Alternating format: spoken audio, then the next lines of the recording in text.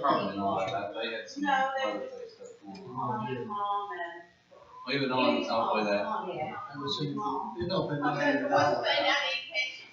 It's been here. I think it works good. I think that's gonna work. The heat's on 69. The cool's on 72. It has to be 3 degrees apart. Was Michelle around? I guess they're coming. No, we're gonna have the people here. Have to worry about that.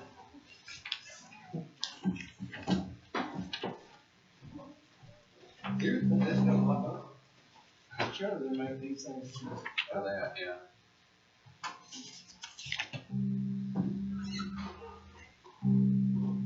There he is. There. I'm good up now. Yep.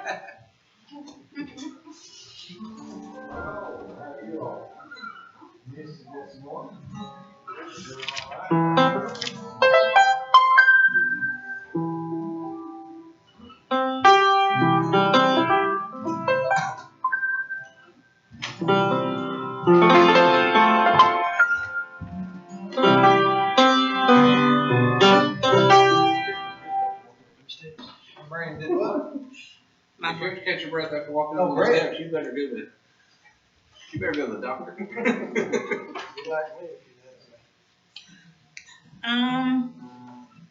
Let's do 137.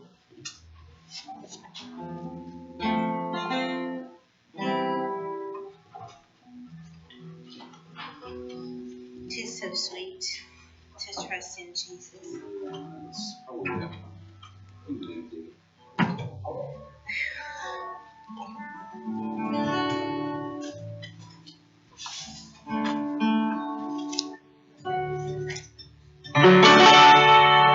Tis so sweet to trust in Jesus.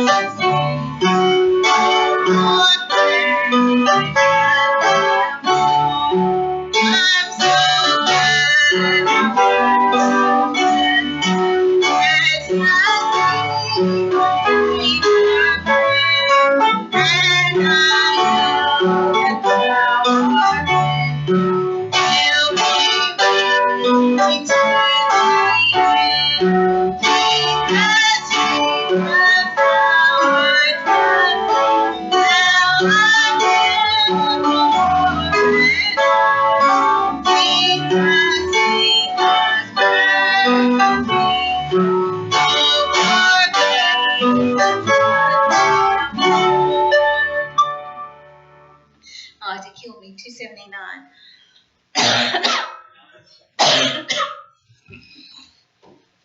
Oh, I want to see him. Well, let's just do this one in G. We won't have to worry about sinuses then. Draining down the back of your throat. You're gonna see. See my helper.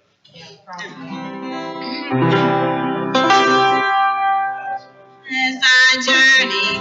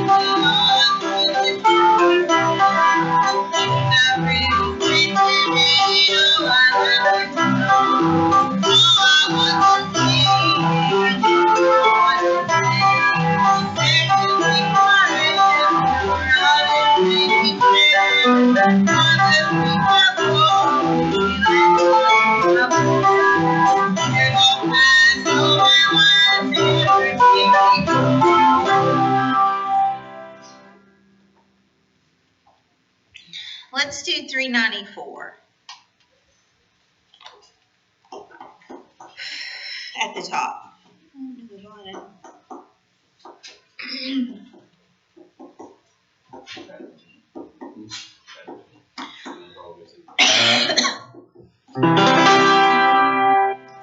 This world is not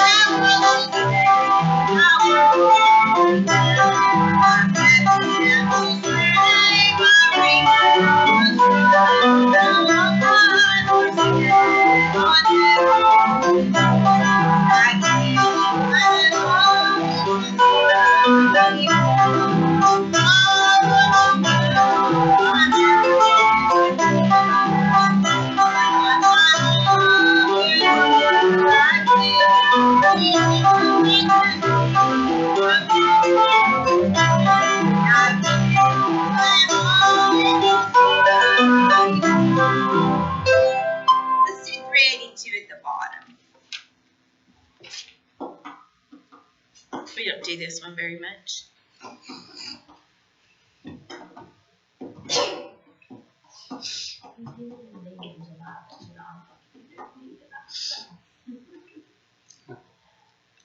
She can do it.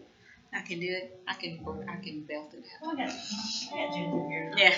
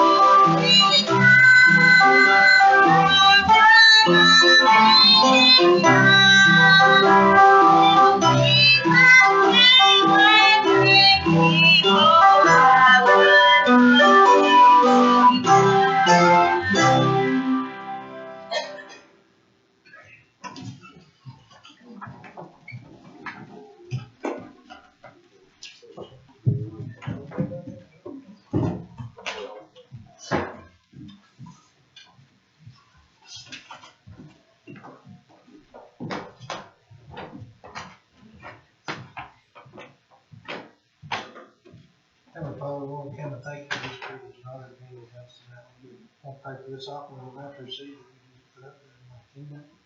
Expect to read the mark for each and every one, but that part of the service tonight. Which is good, spirit, throats, flow through, and we pray, which in the name of Jesus, we say.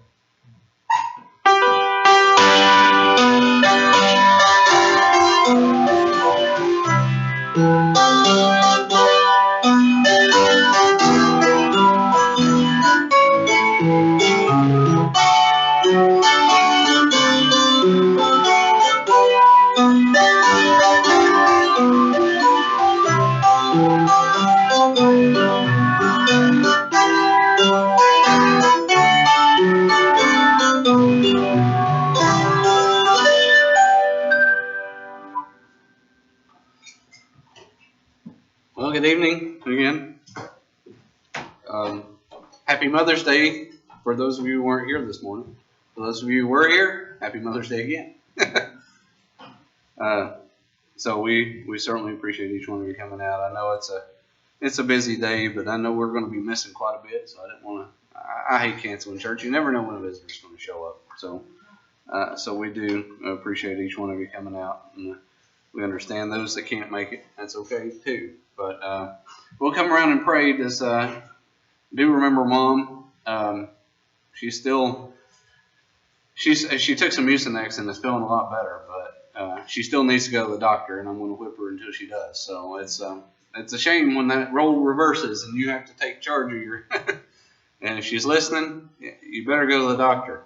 So, do pray for her and all those that were mentioned this morning that are sick, and remember the family of that the 22-year-old girl that was killed. I mentioned that in Sunday school, the one over here in Bloomingdale. I actually knew her. She worked at Arby's in 284 when I was over there. So pray for that family. I remember a girl I used to work with. She was 25 years old, and she's had seizures her entire life, but she had a really bad one last week, and she ended up brain dead, and she passed away this week. Was that the summer? Yeah. Okay. Yeah, I saw that one too. Let's pray for that family too. I mean, it's heartbreaking stuff. I mean, it's when parents have to bury their children. I can't imagine. I don't want to know what it feels like. I can't even imagine. So let's do pray for them. Anybody else? It's a lady that we met at Sunnyside. She's a grandma, Flex now, but she's raising the lady that we met her baby, a young one. And she's in a wheelchair, and one of her arms, but she's taking in that little baby, 2 days. She just touched my heart. It's wonderful. Yeah.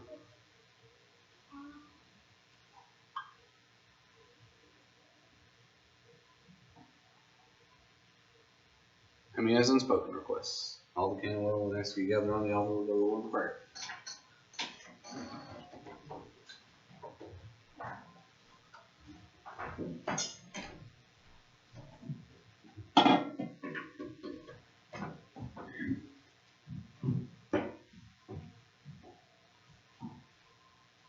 Most kind of gracious Heavenly Father, Lord, we thank you God for this day, Lord, your goodness. We thank you God for the mothers, Lord, that have shown the love, Lord, that they have to us, Lord, for being an example of what it means, Lord, to be loved by you, Lord. We know, God, that it seems like nothing compares to a mother's love, Lord, except the love, Lord, that you've shown us, and Lord, we thank you, God, for that, for each one, Lord, we thank you, God, that they just seem like angels that are sent just to wrap their arms around us, to protect us, Lord, to love us, to heal us, to do all these things for us. And we thank you, God, for that. Lord, we pray, God, again for the service tonight, Lord. We want to have something to say, Lord, a song to sing. We pray, God, you just give freedom in the spirit tonight, Lord. We pray, Lord, for those that have lost loved ones, Lord, we request a prayer for them, but Lord, we know, God, that they need a touch from you, Lord, and those that are sick, Lord, we pray, God, that you just heal their bodies, Lord, we pray so they can be back here once again. So, Lord, thank you, God, again for all the blessings of life. Thank you, God, once again for our mothers, Lord, that you placed in our lives, and Lord, for the ones that are here tonight, that our mothers, and ask you, God, to send down a special blessing upon them, Lord, we know, God, that you've already blessed them, children, Lord, we know, God, that it's never easy, Lord, but we know, God, that you're in control. We thank you, God, that just help us, Lord, to always trust in you. Lord, be with us tonight. Be with us in your message. We stand in Jesus' name we pray.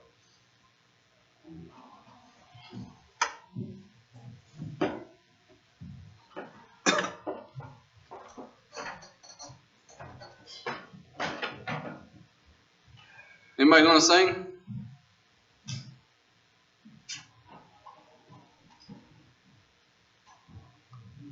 I want to download that cricket chirping sound there and just sing. Nobody? All right, we won't be here very long. I just thought I'd share this with you. You know, I didn't preach about mothers this morning much, so I figured I'd go into just a little bit about mothers tonight, and not a whole lot, but you know, there comes a time, and who was it that was telling us that they whipped their kid when they were 18? Who was it saying that this morning? Somebody said that this morning, huh? Oh, it was Betty. Yeah, I said it was that was the. He was almost 18 when she whipped him the last time. You know, we get to a certain point where I think we get too big for that type of punishment, but you know, it still comes. But you know, there's always a respect for your mother. I believe there always will be. I mean, if your mother was the type of mother she should have been, if she raised you in church, you want to please her more than you want to please anybody else. And you know, I thought I'd read this story out of John chapter number 2. And you know, this is kind of going along with the message this morning. Jesus is the best example of this. You know, for those of you who missed the wrap-up message, I'll give you the bottom line of all the fruits of the Spirit. Just be like Christ. That's all you have to do, and that's what you'll have the fruits of the Spirit. But, Jesus, if you're looking for an example to follow, always look to him. So in John chapter number 2, it says, starting in verse number 1, it says, "And the third day there was a marriage in Cana of Galilee, and the mother of Jesus was there. And both Jesus was called and his disciples to the marriage. And when they wanted wine, the mother of Jesus saith unto him, They have no wine. Jesus saith unto her, Woman, what have I to do with thee? Mine hour is not yet come. And his mother saith unto the servants, Whatsoever he saith unto you, do it." And I'm going to stop right there. But I wanted to kind of just set the stage for the wine, water into wine. We can talk about what kind of wine it was, whether it was fermented or not, and all that. That's a lesson for another day. But as I look at this, it had been 30 years at this point.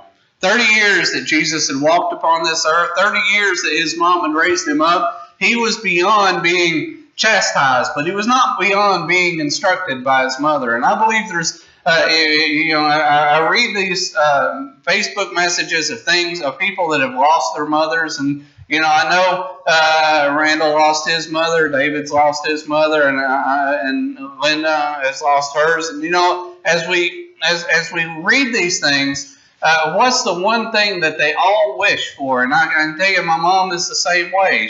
When she lost her mother, she would love just to simply pick up the phone and call her and ask her things, ask her advice on things, whether or not she should do something, how she should approach this. And whether you're a female or a male, you just want to be able to pick up your phone and call your mom and say, "What should I do?" But as Jesus was here, she went and she offered him some advice. She went and said, "Hey, they have no wine."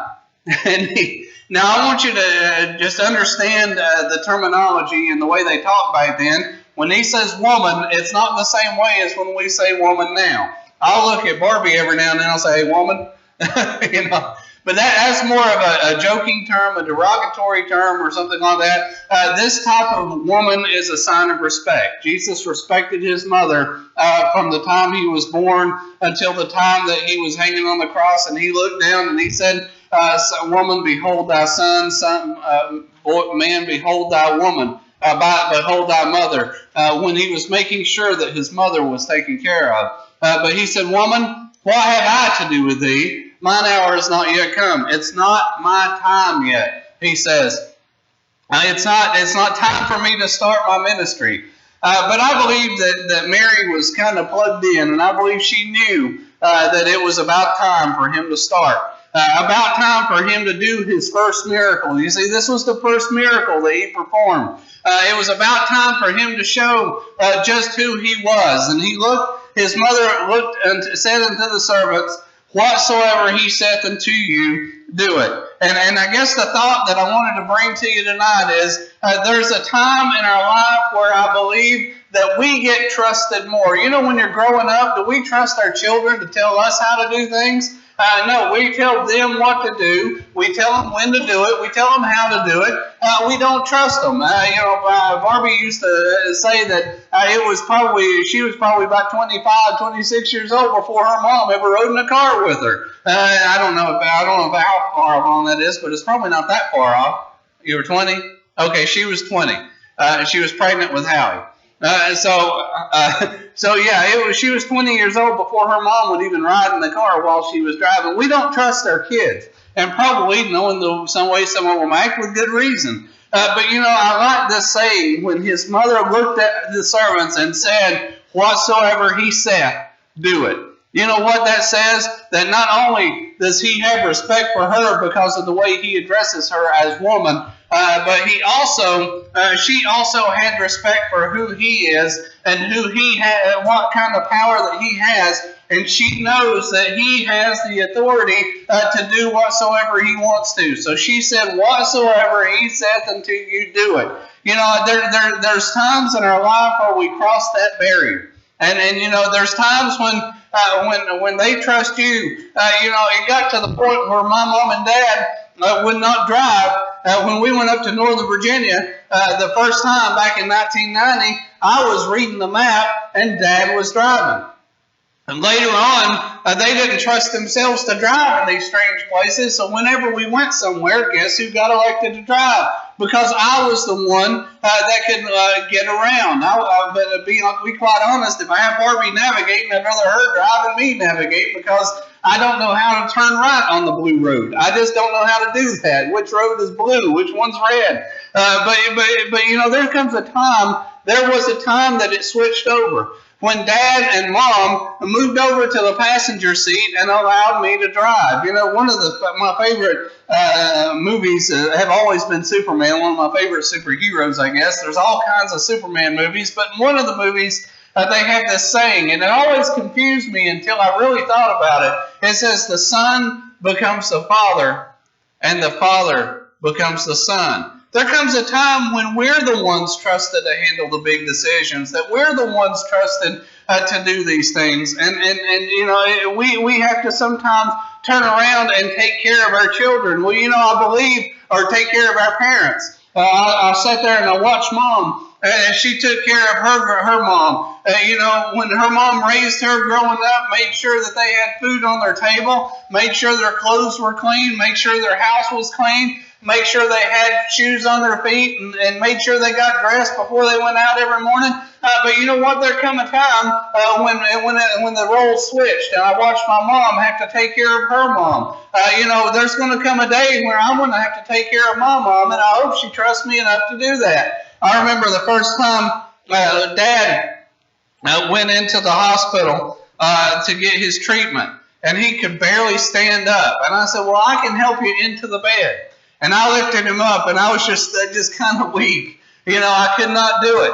And he said, just let the nurses do it. I finally got him up there, but from then on, it was hard for him to trust me to do that. I believe that Jesus' mother knew who he is, knew what kind of power he had, knew what he could do, and she trusted him to be the man that God had made him to be. And I believe we get to that point.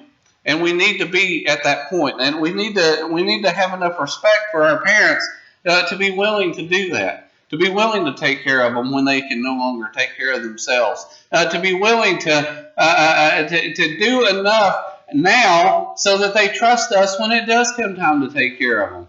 I didn't start out that way, to be quite honest, and I didn't mean this in any bad way, but when we had first bought our house down up in Northern Virginia, we were driving them around, and we saw this, we passed this nursing home, and I said, yeah, see, if we're still living here, y'all can stay over there. It didn't occur to me what I was saying, like I'm just going to throw you in a nursing home and forget about you. And there's nothing wrong with nursing homes, and sometimes we have to. We don't have the ability to necessarily always be there 100% of the time. I'm not saying that. I'm not saying it's wrong or anything. But Mom did not want Dad to be in a nursing home. I guarantee you those people that are putting their loved ones in nursing homes don't want them to be there. They don't. And they go there as often as they can every single day, and they're there at their bedside as much as they can, and they still love them. Too many people, though, just want to turn them away, and they just want to push them aside and say, you know what, thanks for everything, but I'm not going to worry about you anymore. There's a difference in making sure that they're taken care of. I'm not talking about you have to put them in your house and you have to be the caregiver. I'm not talking about that. But when it comes that time, we need to make sure our parents are taken care of as well as we can possibly be, and we can possibly do. And that's what I'm talking about here. And Mary trusted Jesus. And because she trusted him, she knew that she was going to be taken care of. Now, are we always going to be around to do that? No. We're not God, and we're not going to be here all that time. But I'll tell you this right now. I believe if we have the love for them, and there comes a time, I believe we'll find a way to make sure that they have the care that they need. I know several of us here have had loved ones that have been in nursing homes. My grandmother was. I think Frank was. I think briefly at least, Betty. Want Betty? I was drawing a blank there, and I think David's parents were there, and there's nothing wrong with putting them there, but don't forget about them. And that's what we need to make sure we do. Make sure they're taken care of because they cared for us when we were growing up. And I believe Mary here trusted her son, not just with her life, not just with her physical things, but I believe she put her trust in him. She was probably the first saved person because she knew and she believed that he is the Son of God. It broke her heart to watch him die, no doubt, because that was her little boy. That was the one that she gave birth to, that she raised up. And that song, Mary, Did You Know? I believe she knew every bit of it. I believe she knew what he was going to become, and I believe that God prepared her for what he was going to do. Jesus prepared his disciples. He knew from growing up. I believe that Mary instructed him. I believe Mary told him who he was. I believe Mary made sure that he knew. And I believe Mary was very instrumental in getting him to start his ministry here. She says, it's time. She said, whatsoever he said, do it. If my mom said that about me, I'd be proud. And she's still saying that to us today. Whatsoever he said, do it. That's what we're commanded to do. So let's make our moms proud. Let's be the kind of children that they'll be able to look at us and say, whatsoever he says, do it. They need to trust us with the world. I mean, one of these days they're going to be gone. We're going to be all that's left. And that's we're getting there faster than I'd like, to be quite honest. But it's there comes a time where it's our responsibility to make sure the world keeps going, make sure the message still gets preached. As I was growing up, they probably thought I was going to end up being a deacon. God had other plans, but I just want to make my parents proud. And more importantly, I want to make God proud. And that's what I believe Jesus did here. Jesus made his mom proud because she knew who he was and she knew what he could do. And whatsoever he said, do it. That's the attitude I want my mom to have for me. To just trust me that much. So, y'all come on and get a song. That's all I want. Told you to be quick.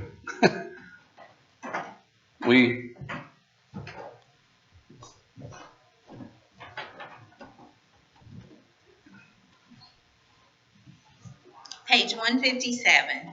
Let's all stand.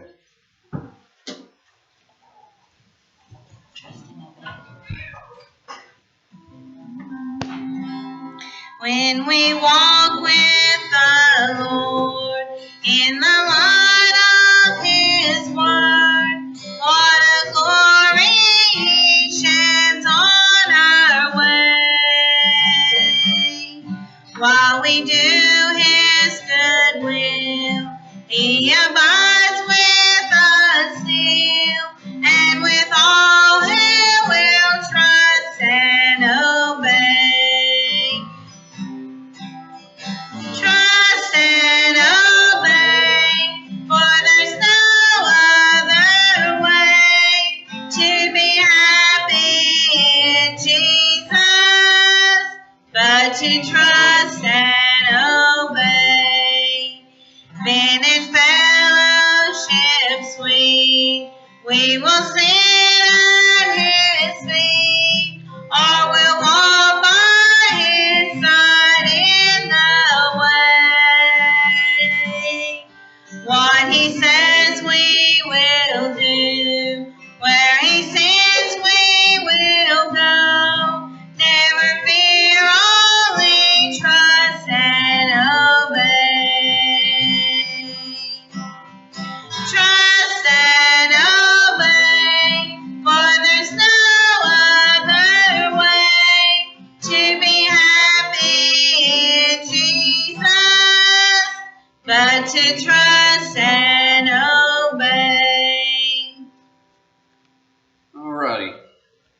back Wednesday night around 6:30 if you want to get started early. We're going to eat. We're usually here by 6:30 anyway, so it's kind of. But if not, we'll still do our Bible study. We'll still go over Noah, and but we'll just do it from up there and let everybody snack and eat because we had so many leftovers from yesterday. So, so everybody be here for that. Anything else I'm missing? So I'll be here Wednesday, and then after that I'm missing for a couple weeks. So yeah, don't point at me. You know what happens when you point? You know, the three fingers point back at yourself. So it's kind of it's no. Vacation's good, and you'll never hear me complain about y'all taking vacation. Okay, and y'all need to. Everybody needs to get away. They really do. And I think there's a lot of people out here. I have people at work sometimes I'll make fun of them. I'm like, I'm going to show you how to take a vacation. But because I'm usually out of range by the time. I mean, you're in Disney World. It's not like you can just log on. But we have people that take vacation. You see them logged on about 7 of the 8 hours of the day. You know, and it's like it's not a vacation. But we need to rest and relax and recharge. We really do. So, anybody else have anything at all? Hearing nothing, can I have a motion? We adjourn. No, I'm just kidding. It's David. You dismiss us. First is Heavenly Father, we have so much to be thankful for. Privilege to be here tonight, and thank the Lord. You don't have another day with the ladies and go with everything. Thank you for this message, Thank you for these things. Your Lord, lead us, guide us, direct us. Also, protect us, help us back. Each one for our home safety. Be good to see you this week. On this very most home, and it's all good.